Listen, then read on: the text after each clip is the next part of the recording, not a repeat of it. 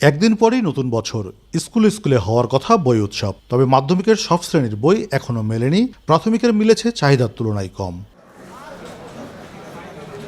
এবারের পাঠ্য বইয়ে আছে বেশ কিছু ভিন্নতা, যুক্ত হয়েছে জুলাই আন্দোলনের ঘটনা। মোটামুটি আমরা প্রাইমারি সব বই পেয়ে গেছি, ক্লাস 6-9-এর সব বই পাওয়া হয়েছে।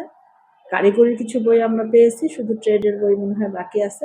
মাধ্যমিক লেভেলের 6 এবং 9-এর বই পেয়েছি।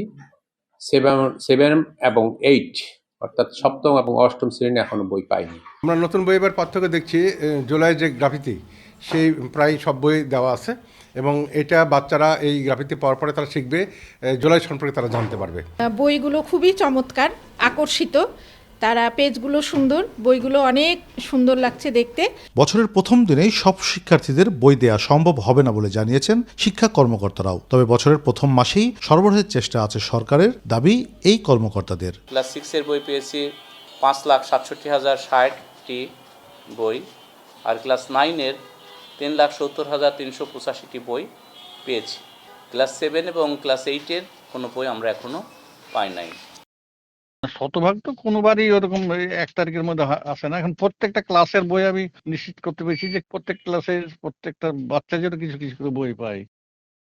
সরকার আগে থেকেই বিষয়টি গুরুত্ব সহ দেখলে শিক্ষার্থীদের হতাশ হতে হতো না বলে মনে করেন সচেতন নাগরিকরা। এটা খুবই দুর্ভাগ্যজনক যে ওই কেউ বই পেল কেউ পেল না, এর মধ্যে যে মনস্তাত্ত্বিক প্রতিক্রিয়া শিশুদের মধ্যে হয় সেটা কিন্তু ভয়ানক।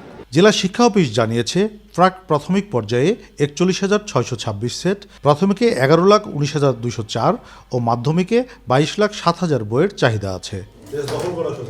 কাজী শাহেদ, দেশ টিভি, রাজশাহী।